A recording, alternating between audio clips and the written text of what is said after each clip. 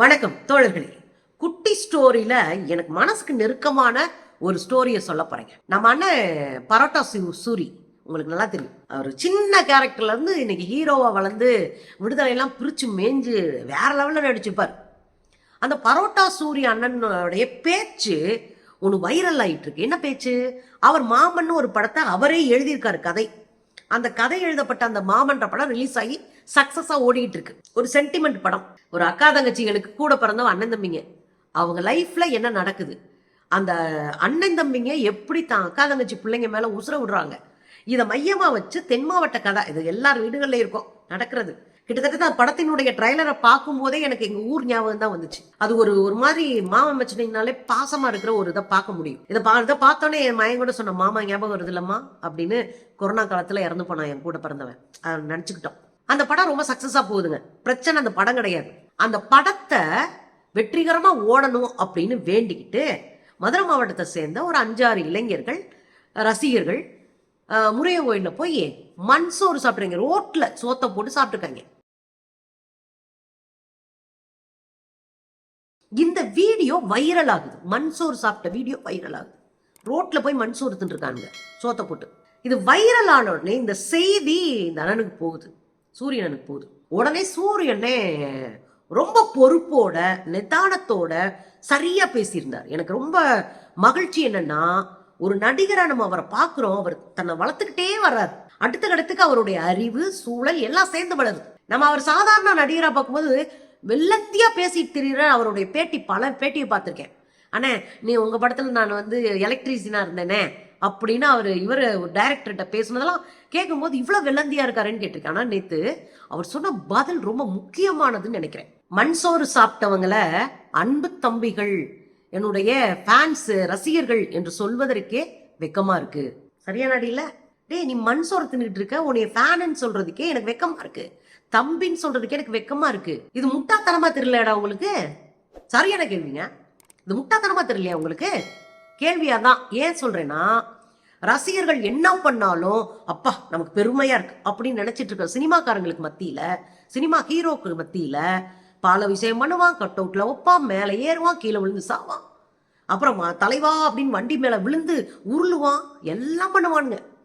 அதெல்லாம் கொண்டாடி கொண்டு ஹீரோ தன்னுடைய இமேஜை வளர்த்துட்டு போவாங்க. ஆனா தம்பி தப்புடா, நீ ரசிகனா இருக்கவே லாயக்கில்லடா, வெக்கமா இல்லையடா உனக்கு இது அப்படின்னு கேட்கறதுக்கு ஒரு திரைப்பட நடிகர் வந்தார்னா அவரு உண்மையிலேயே போற்றப்படக்கூடியவர். இதே தம்பிங்களா, நான் சாப்பாடு இல்லாம கஷ்டப்பட்டு வந்திருக்கேன்டா. இந்த இடம் நான் சும்மா வரல. சோறு இல்லாம நான் பல நாள் பட்டினி கிடந்து அலைஞ்சிருக்கேன். பல நாள் சோறு இல்லாம அலைஞ்சிருக்கேன். நீ சோத்தை மண்ணில் போட்டு தின்னுட்டு இருக்க, வேணாண்டா, இது தப்புடா அப்படின்னு பேசியிருக்கிறாரு.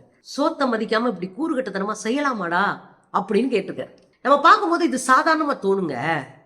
ஆனா இந்த மண் சோறு சாப்பிட்றது, காவடி தூக்குறது, பால்குடம் எடுக்கிறது, தீய மிதிக்கிறது, அழகு குத்திக்கிறது, இது எல்லாம் யார் செய்யறா? பிற்படுத்தப்பட்டவர்கள், தலித்துகள், பழங்குடிகள், பெண்கள், இவங்க தான் செய்யறாங்க. இதுல யாராவது ஒரு பார்ப்பன பெண் செய்யறாங்களா? அல்லது பார்ப்பன இளைஞர்கள் செய்யறாங்களா? அல்லது பார்ப்பன பெரியவர்கள் செய்யறாங்களா? இந்த சடங்குல ஏதோ ஒன்று செய்யறாங்களா?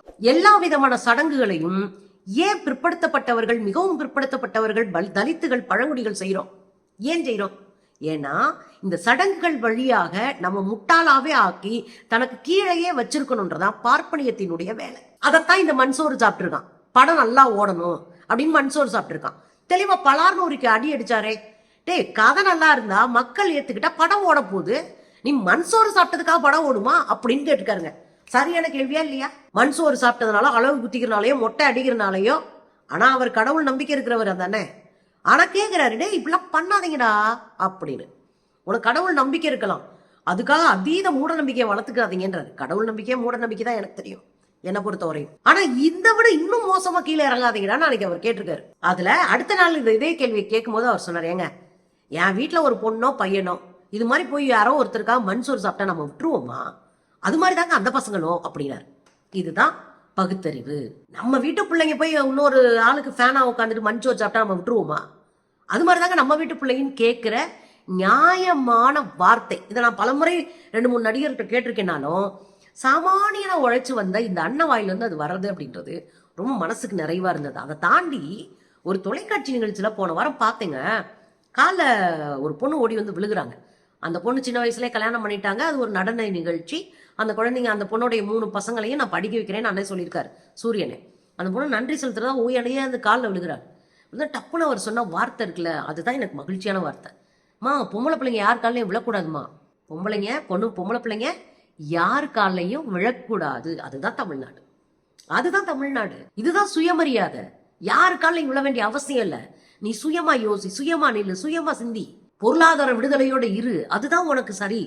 இத போற போக்கில் அழகா பொம்பளை பிள்ளைங்க 6 காலையும் விழக்கூடாதுன்னு கேட்கிற அந்த வார்த்தை எனக்கு ரொம்ப பிடிச்சிருந்ததுங்க. இவங்கள எளிமையா போவாங்க. நீங்க நல்லா பாட்டு பாடுறவங்க பாட்டு சொல்லி கொடுக்கக்கூடிய வாத்தியாரோ குருவோ அல்லது பாடல வெற்றி அடைஞ்ச ஒருத்தர் பார்த்தோன்னே காலில் விழுவாங்க. உடனே அவங்க நல்லா இருப்பானுவாங்க.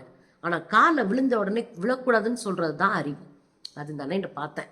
எனக்கு ரொம்ப சந்தோஷமா இருந்தது. சங்கிகள்லாம் கதறான், இந்துக்கள் மேல இது இந்துக்கள் மேல சந்துக்கள் மேலாம் இல்லடா, இது பார்ப்பனியத்தின் மேல தொடுக்கப்பட்ட போர்.